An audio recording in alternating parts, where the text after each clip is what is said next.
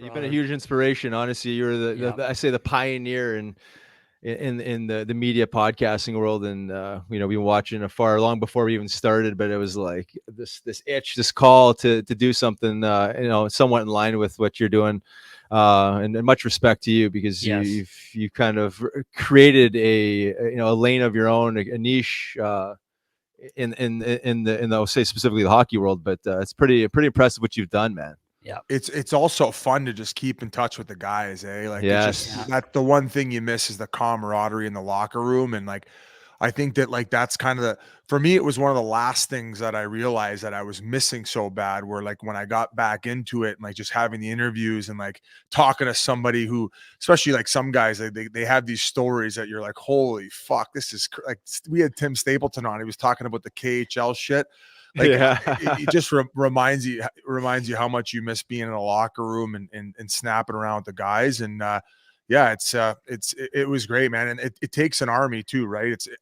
Really, it was RA, Grinnell, and Witt who started it first. The idea stemmed from me and Witt when we were doing a PTO together in St. Louis. And the concept was, is you would bring your gear with a 6-pack in it, and you would go to the locker room. It'd be a YouTube show, and you just open up the bag and you'd fucking crack a beer and you'd start telling stories, and you never actually even put your fucking gear on. It was just more about snapping around. So that was what we were talking about on this PTO with St. Louis. And when he sent that original tweet out to me and Kobe Armstrong about doing a podcast, I didn't know what the fuck podcasts were. I had no clue. Even after he sent that tweet out, I'd never listened to a podcast for probably another year and a half, 2 years. Wow. So just where the whole world has moved. And it's also nice too, because we both know, like, when you get too big, all of a sudden the words and what dialogue starts getting controlled, and then it becomes a little bit unauthentic. And it's just like, this is, doing, nasty knuckles or chicklets or, missing curfew or whatever it is. Like, it's just, nobody's fucking telling you guys what to say or to talk or what to ask these guys. And it's just very raw and authentic. So the more, the merrier. And it's great to see other people branching out and doing it too. Yeah, it's been a lot of fun, like you said, like that locker room, that camaraderie, just touching base with the guys.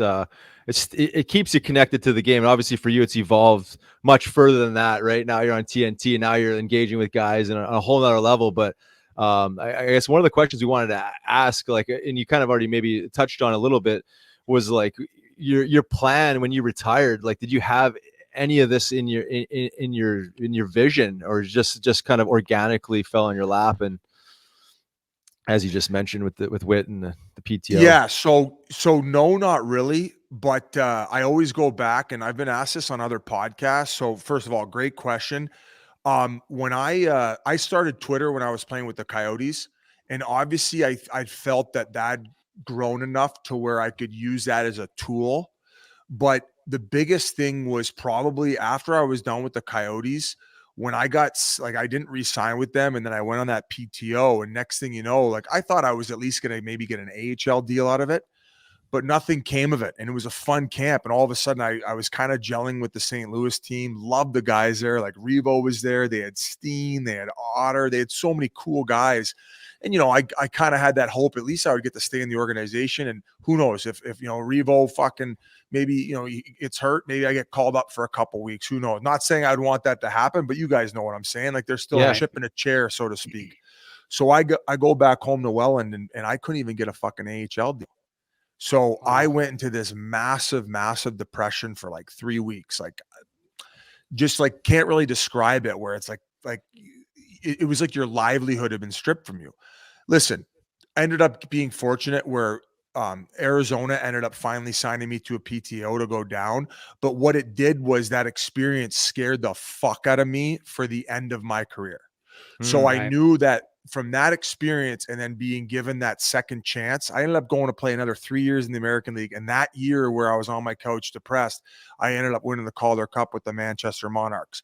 Massive thank you to Mike Fuda and Coach Stuthers. I mean, I think Stutzy. Yeah, I know Stutzy well.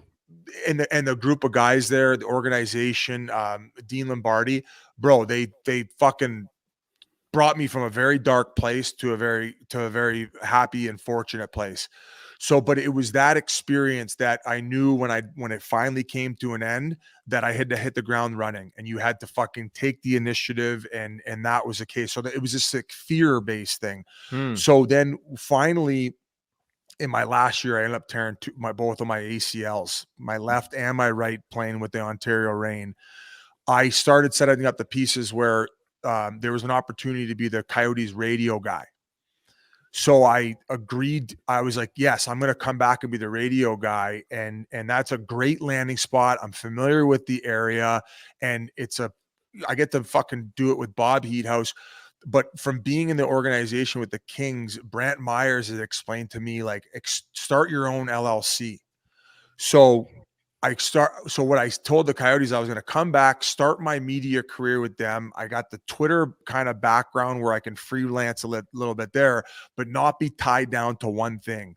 And then after I agreed to that and I had that security blanket, that summer I dove into that Biz Does BC project. Yep. That taught me everything I needed to know about being in front of the camera, editing, getting guys involved, but the reason after I retired, why I hit the ground running that first summer and did that project and funded it myself and kept my options open as far as like starting an LLC and taking all that media stuff, that was the most beneficial thing that was taught to me, was that the being scared shitless. So no, I didn't have an idea what it was going to be and what the vision was. Is I knew that I was just going to grind. I was going to say no to nothing. And taking that fear I had of being back on the couch, I said, do you want that, or do you want the fear of people saying you landed on your flat on your face by funding your own project and putting yourself out there and seeing where it could take you from a media perspective? Don't be like everybody else. Go do it how you want to do it. And then that's how it all began. That gave me my confidence. Like, obviously sometimes, you fucking try things and you miss, and I've always been okay with doing that because I've seen the other side of like what it's like not having anything to do. Yeah. Right. Super powerful. So I hope I summarize that properly as like, so like the long answer of like, no, I didn't know what it was going to be or how it was going to turn out. I just didn't say no to anything. And I fucking grinded my dick off. Yeah, you did. Doing logistics, like planning all this, editing it, doing all that stuff with, of course, I got to mention my buddy Pasha, who I filmed that project with. He's my guy where he helps out with the sandbaggers now. We can just communicate and edit, and he can understand the way that the vision goes, like, easier, right? We just kind of see eye to eye. We've worked together. We're comfortable with each other. And those sandbagger videos are a blast. I love doing those. He also helps out with those Watson gloves commercials I did. Hilarious, which we love. So, which are beautiful. So just, and I want to continue to try to do more of that stuff. Like, I'm trying to, like, that's like where TNT is important. Like, I'm trying to figure it out and balance it, where it's like, what can I get, like, production wise, maybe where we can kind of collab and start doing more stuff and getting more access to players. But it's a slippery game. And we're associated to Barstool. I'm loyal like a dog to Barstool because they gave me all creative control to do whatever the fuck we wanted. And that was huge to me. And that's all I ever wanted. And I understand that sometimes it's in the corporate world, it's not easy to mesh all this shit. And there's a lot of, like, contracts and shit involved, and I get it. But, I'm going to keep trying to go for like the whatever, like, what we think that people want to actually see. Yeah, 100%. And you touched on a couple of things there. One I wanted to mention was, the belief in yourself, right? If you don't believe in yourself, who will? And you prove that, as an amazing thing to teach, the youth and the younger generation is, if you don't believe in yourself, no one's going to believe in you. There's no way to be able to capitalize these ideas and, create what you've created, had you just played it safe or, played it small. It just proves the concept, obviously, right? Just keeps growing. And then you mentioned like the creative freedom that you have with Barstool, and you mentioned the Watsons. One of the things we wanted to ask, because those commercials are fucking priceless. They are. I mean, I think I've texted you actually after maybe that last one. I was just like howling out loud. Like, how much creative freedom do you have with those when they approach you? Is this Is this So Biz? so another guy who is very instrumental in all of this happening and getting it to where it needs to be is a guy named Jeff Jacobson. He's my like agent, but he's one of my best friends before he's my agent. And we were friends in Vancouver before any of this began. So when we do these things, he is helping negotiate the contract and playing the middleman in essentially explaining like, you need to let us push our boundaries because we're trying to do it for our audience. Yes, will there be criticism from other people who don't understand it or don't want that or don't want us to push those boundaries? But like, look at the grand scheme here. This ain't that fucking bad. Me whipping my massive hog all around town, living life in the fast lane. It ain't that fucking deep, man. Like, right. And what you're finding is like media is changing so much based on those like 5% of or 3% or 1% of people barking. It's just like, oh my God, what are you doing? You're eating yourself from within.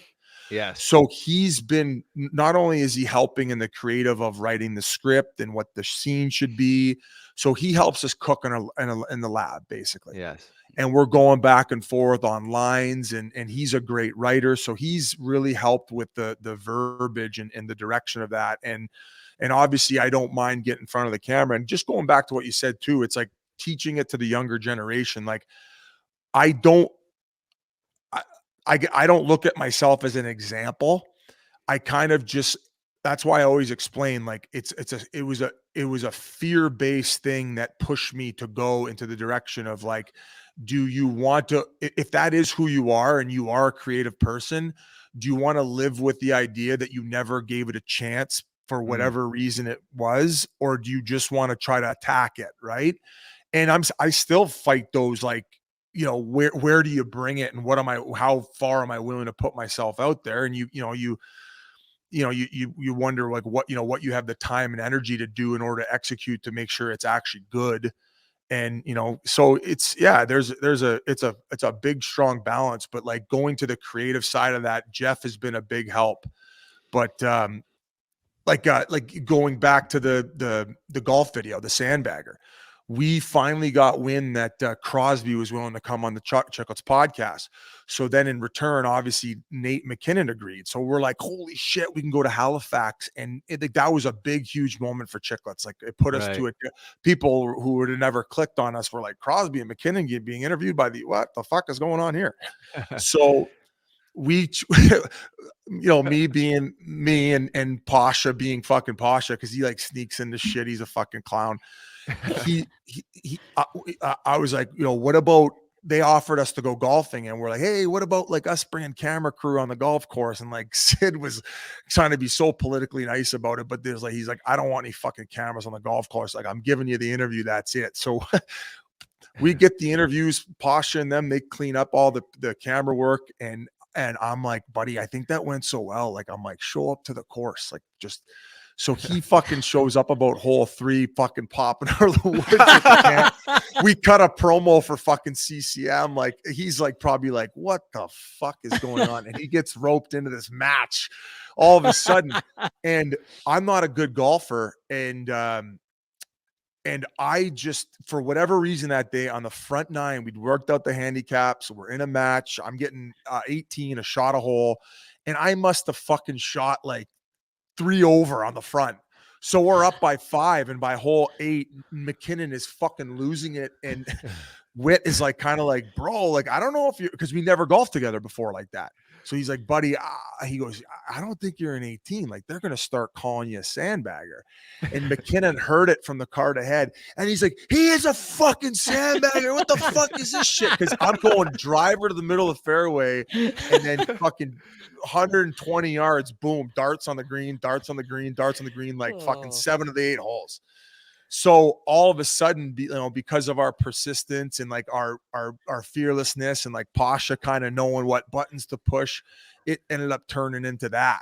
So just, I guess be fearless. If I guess that's kind of the moral of the story.